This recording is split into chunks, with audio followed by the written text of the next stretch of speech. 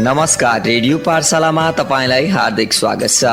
Radio पाठशाला मकवानपुरको नमुना विद्यालय आधुनिक राष्ट्रिय माध्यमिक विद्यालय संघको सहकार्यमा रेडियो सन्देश 106.9 मेगाहर्जले तयार पारेको हो। तपाईँ रेडियो पाठशाला, रेडियो सन्देश 106.9 मेगाहर्ज, अनलाइनमा रेडियो सन्देश.com, मोबाइल एप्लिकेसनमा रेडियो सन्देश र रेडियो सन्देश 106.9 मेगाहर्जको फेसबुक पेज र युट्युब च्यानल सन्देश अनलाइन टिभीबाट एकैसाथ सुन्न सक्नुहुनेछ। आउनुहोस् रेडियो पाठशाला सुरु गरौँ। स्वास्थ्य, जनसङ्ख्या तथा वातावरण शिक्षा पढाउनको लागि रश्मि बस्नेत आउनु भएको छ। विद्यार्थी साथीहरू कापी कलम लिएर तयार रहनुहोला है त।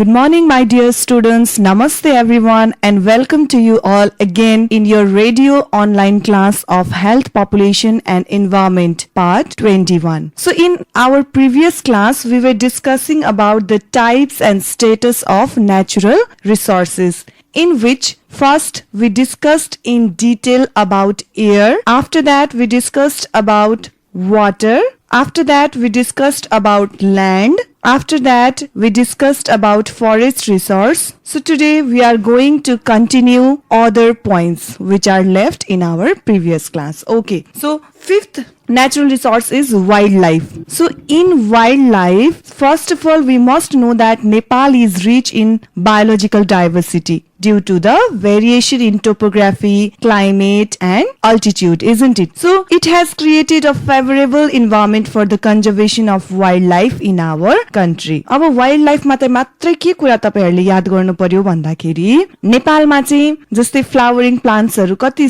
जातको पाइन्छ हैन, how many species of mammals, how many species of birds, how many species of butterflies, how many species of insects, that is given in your book. You have to learn that. Is that clear?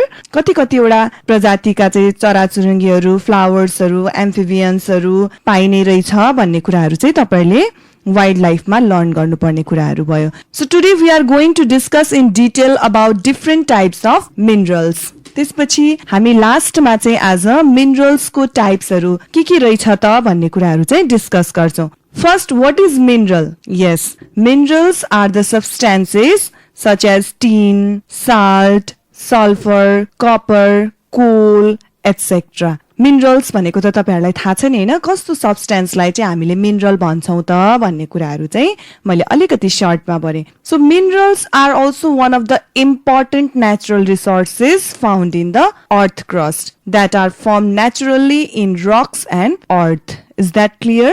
So some of the examples I have given just now. Now some minerals discovered from the survey and explorations, I am going to discuss the types. Okay, first one is iron ore. अब minerals को चाहिँ नि examples-हरु मैले अघि भर्खरै भनिसके. अब हामी चाहिँ त्यसलाई डिटेलमा डिस्कस गर्छौं. So first one is iron ore. Iron, what is iron? Iron is an element which usually takes the form of hard, dark, grey metal. कस्तो हुन्छ आइरन देख्नु भएको छ नि तपाईहरुले. So iron ore is one of the principal natural resources of Nepal. Is that clear? अब तपाईहरुलाई चाहिँ म डिटेलमा पहिला यो भनिसकेपछि लोकेसन र त्यसको युज र इम्पोर्टेन्स के हो त भन्ने कुरा पनि भन्छु है त. नेक्स्ट वान इज कपर, तामा. सबैको घरमा छ पनि होला हैन. So copper is another important mineral resources of Nepal. It is found in various places of country like Makwanpur, Tanahun, Gorkha, कहाँ पाइन्छ भन्ने कुराहरु चाहिँ तपाईहरुलाई भनेको. पहिला म के हो मात्रै भन्छु, त्यसपछि हामी लोकेसनमा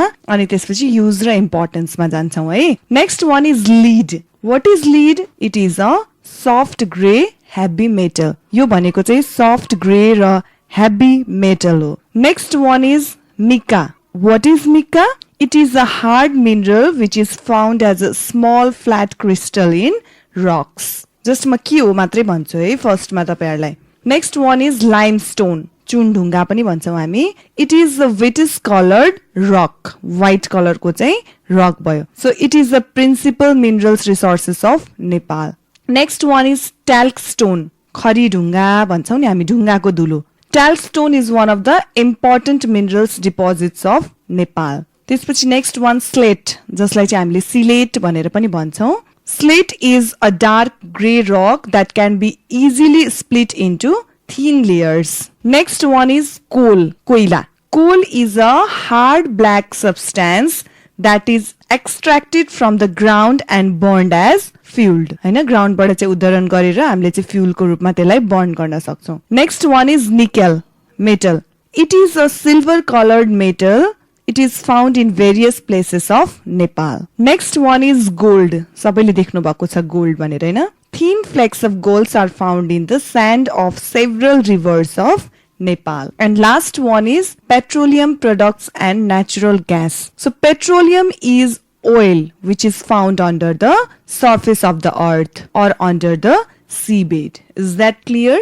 यो चाहिँ introduction मात्रै भयो है different types of minerals को. Now let me make you clear by explaining the locations where we can find these minerals and what are the uses and importance of these minerals. Okay, so let's begin with iron ore first. अघि मैले तपाईहरुलाई iron ore भनेको के हो मात्रै भने. अब चाहिँ हामीले कुन कुन ठाउँमा चाहिँ iron ore पाउँछौं लोकेसन, त्यसपछि त्यसको युजेस र इम्पोर्टेन्स के को लागि चाहिँ युज हुन्छ भन्ने कुरा भन्छौं है त. Okay, first one is iron ore and its location is Phulchoki Kathmandu, Ramechhap, Chitwan, Makwanpur, Nuwakot, Pyuthan यो ठाउँहरुमा चाहिँ पाइने रहेछ. And what are the uses, importance of iron ore? अब के महत्व छ त, के को लागि काम हुन्छ त iron ore भन्दाखेरि construction of buildings, bridges, machineries, equipments and weapons. Is that clear?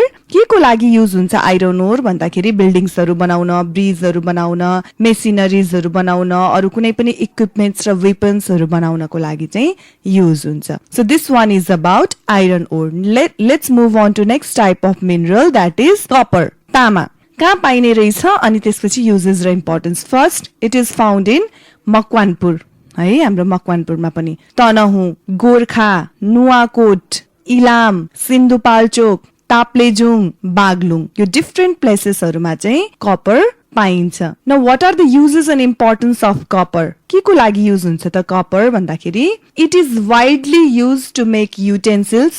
तपाईहरुले तामाको भाडा सायद तपाईहरु सबैको घरमा छ पनि होला. Electrical wires and so on. Electrical वायर्सहरुमा पनि यो तामा चाहिँ युज भएको हुन्छ. Now let's move on to next type of minerals, that is lead.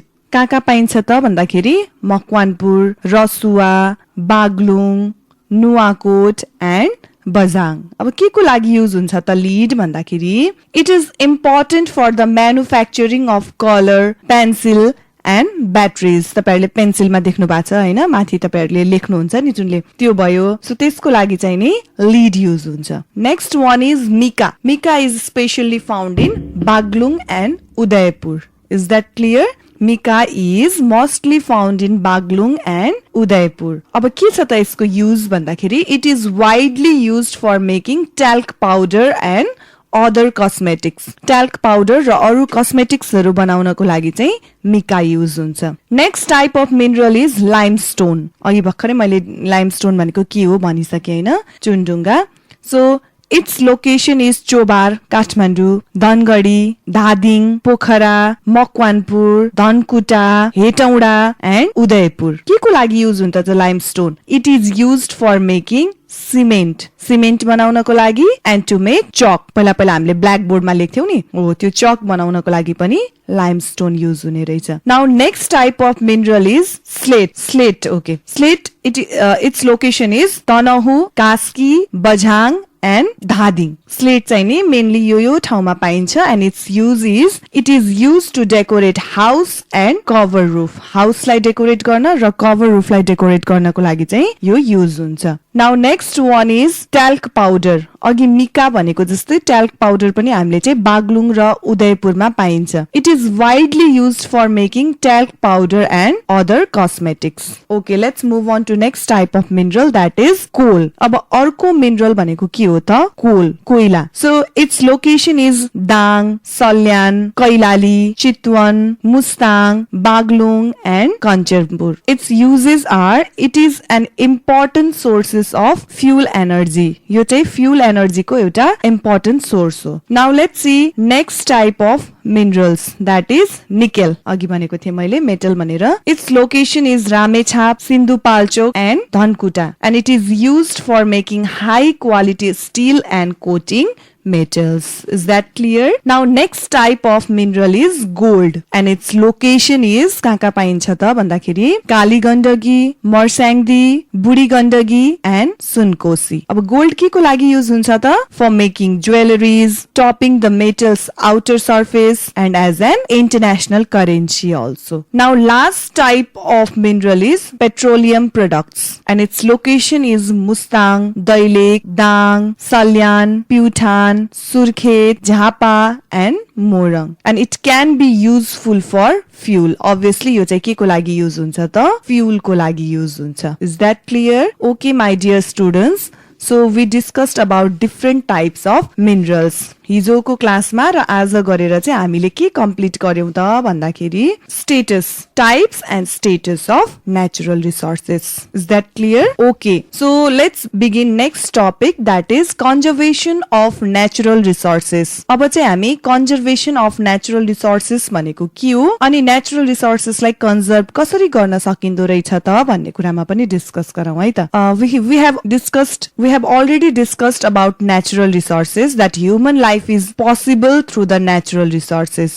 isn't it human life चाहिँ natural resources ले गर्दाखेरि नै possible भएको हो भन्ने कुरा चाहिँ हामीले अगाडिको च्याप्टरमा पनि पढिसक्यौं so humans utilize natural resources to fulfill their needs अब हामीले किन नेचुरल रिसोर्सेसलाई युटिलाइज गर्छौं कन्जर्भ गर्छौं भन्दाखेरि obviously to fulfill our needs. So utilization of natural resources without disturbing their regeneration and restoration process is called conservation of natural resources.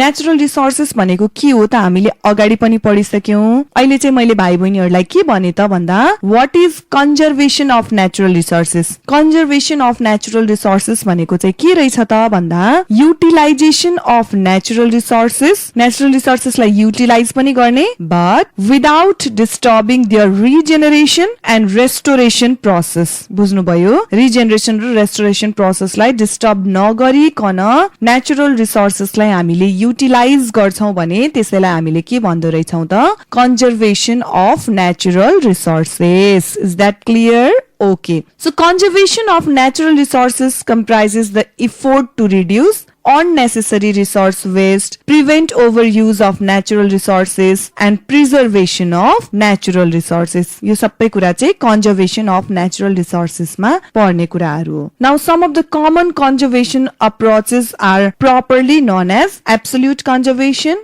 and relative conservation approach. So let us discuss what is absolute conservation and what is relative conservation. अब चाहिँ हामी के पढ्न गइरहेको छौं त भन्दाखेरि दुईटा डिफरेन्ट कन्जर्भेशन्सहरु चाहिँ पढ्न गइरहेको छौं निरपेक्ष र सापेक्ष absolute and relative. Now let me make you clear what is absolute conservation first. पहिला चाहिँ हामी absolute conservation भनेको के रहेछ त्यो कुरा बुझौं है त. So absolute conservation is that type of conservation principle in which natural resources should be kept in existing state without any disturbance. त्यसलाई चाहिँ जुन पोजिसन छ त्यसैमा राख्ने कुनै पनि डिस्टर्बेन्स नगरिकन. So हामीले क्लियर मैले बनाउनको लागि के भन्छु भन्दाखेरि in this approach natural resources are preserved without using them. त्यति कुरा बुझ्नुस्. एब्सोल्युट कन्जर्भेसन भनेको चाहिँ के रहेछ त भन्दा नेचुरल रिसोर्सेसलाई युज नै नगरिकन प्रिजर्भ गरेर राख्छौं भने त्यसलाई चाहिँ हामीले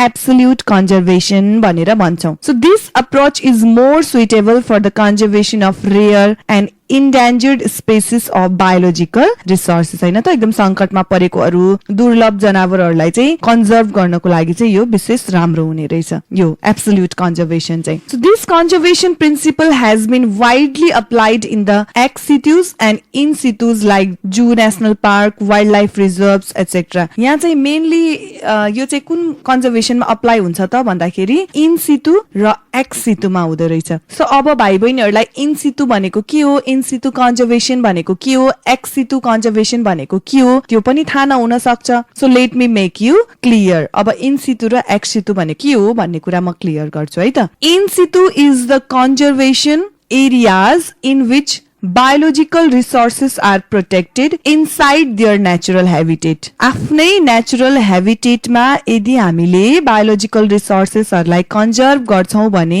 त्यसलाई हामीले in situ भनेर भन्छौं। त्यस्तै गरी ex situ is the conservation areas in which biological resources are preserved outside their natural habitat। आफ्नो natural habitat भन्दा बाहिर हामीले biological resources लाई preserve गर्छौं भने त्यसलाई चाहिँ हामीले के भन्छौं त, एक्स सितु भन्छौं। Is that clear? आफ्नै नेचुरल हैबिटेट मा कन्जर्भ गर्यौं भने इन सितु, नेचुरल हैबिटेट भन्दा बाहिर कन्जर्भ गर्यौं भने एक्स सितु। अब एक्जाम्पल म भन्छु, त्यसले अझै क्लियर गराउँछ विद्यार्थी भाइ बहिनीहरुलाई है त। जस्तै हेर्नुस्, national parks, wildlife reserves and conservation areas denotes the in situ. बुझ्नुभयो? नेशनल पार्कहरु जुन हुन्छ, वाइल्ड लाइफ रिजर्भ भनेको के हो त, त्यस्तै जुन जंगल हुन्छ त्यसैलाई हामीले घेरेर अनि त्यसपछि national park, wild life reserve, conservation areas भनेर भन्छौं नि त। भनेपछि एनिमल्सहरुको हैन बायोलोजिकल रिसोर्सेस सबैको नेचुरल हैबिटेट नै त्यही भयो। त्यही भएर त्यसलाई चाहिँ हामीले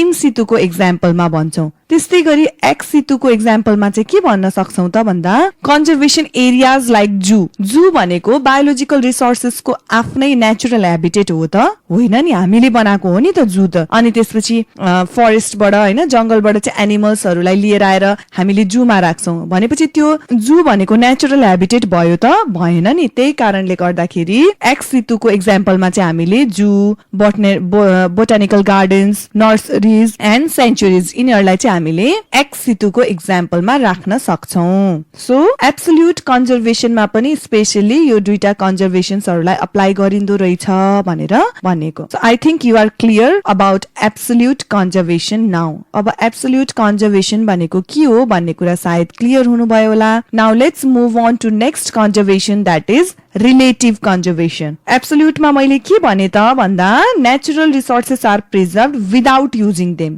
हो। नेचुरल रिसोर्सेसलाई युज नगरिकन प्रिजर्भ गर्नेलाई हामीले एब्सोल्युट भन्छौं भनेर भन्यौ भने, अब रिलेटिभ भनेको चाहिँ ठ्याक्कै त्यसको उल्टो होला पक्कै पनि। So relative conservation is that conservation principle in which conservation and consumption of the natural resources should be conducted together in integrated way. Is that clear? जस्तै कन्जर्भेट पनि गर्ने र कन्जम्पसन, त्यो दुईटैलाई चाहिँ हामीले के गर्नु पर्यो त, मिलाएर लानु पर्यो। रिलेटिभमा चाहिँ त्यस्तो हुने रहेछ। सो के भयो त भन्दा, people should not disturb the regeneration and restoration process of the resources while consuming them. जस्तै हामीले रिलेटिभ कन्जर्भेसनमा चाहिँ हामीले नेचुरल रिसोर्सेसलाई युज पनि गर्ने, एब्सोल्युटमा चाहिँ गरेनौं। रिलेटिभमा चाहिँ के गर्ने त, युज गर्ने। तर युज गर्दाखेरि, युटिलाइज गर्दाखेरि के गर्नु पर्यो त भन्दा, त्यसको रिजेनेरेसन प्रोसेसलाई चाहिँ डिस्टर्ब गर्न भएन। जस्तै एउटा ठूलो रुखको हामीलाई चाहिँ पातहरु चाहिरहेको छ हैन, अब हामीले सानो सानो बोट बिरुवाहरु त्यहाँ कति रोपिएको हुन्छ, सबै कुल्चिदै कुल्चिदै कुल्चिदै गयो भने त त्यो अरु प्लान्ट्सहरुलाई पनि त त्यसले डिस्टर्ब गर्यो नि। सो त्यो कारणले गर्दाखेरि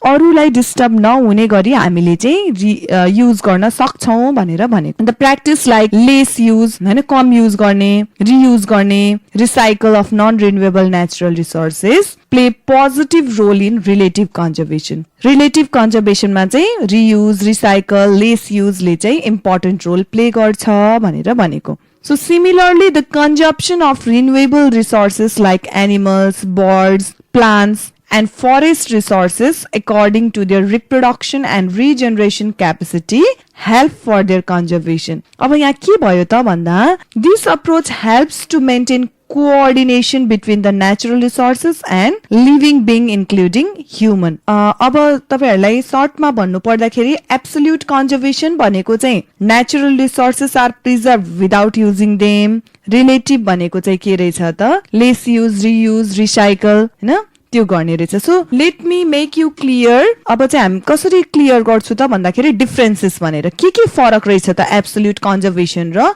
रिलेटिभ कन्जर्भेसनमा। First, absolute conservation. Absolute conservation refers to the conservation of natural resources without using them at all. Absolute conservation भनेको चाहिँ के रहेछ त? Natural resources लाई conserve गर्ने, use नगरिकन.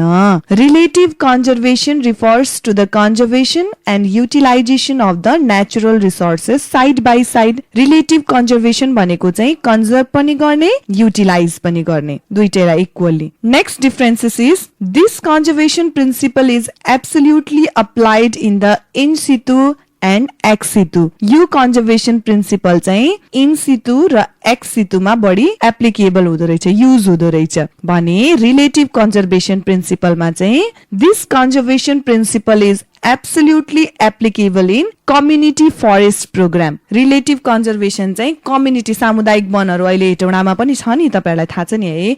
त्यो भनेको चाहिँ relative conservation भयो. use पनि गर्ने अनि सँगसँगै के गर्ने त conserve पनि गर्ने. Next difference of absolute conservation is this principle is more appropriate for the conservation of endangered species and biological resources. यो चाहिँ नि विशेष गरी endangered species हरु, biological resources हरुलाई चाहिँ नि preserve गर्नको लागि use हुन्छ भने relative conservation, this principle is appropriate for the conservation of natural resources. यो चाहिँ नि विशेष गरी natural resources लाई conserve गर्नको लागि use हुन्छ. Absolute conservation is more theoretical conservation approach. सैद्धान्तिक भयो नि त यो. त्यस्तै गरी रिलेटिभ भनेको चाहिँ के भयो त? मोर एप्लिकेबल कन्जर्भेसन अप्रोच, हैन त? एब्सोल्युट चाहिँ नि सैद्धान्तिक भयो, रिलेटिभ चाहिँ प्रयोग गर्न सकिने भयो भनेर भनेको. And last differences is example, the management of national parks, wildlife reserves, zoo and conservation areas denotes the examples of absolute conservation principles, whereas the management of community forest, poultry farming, fish farming,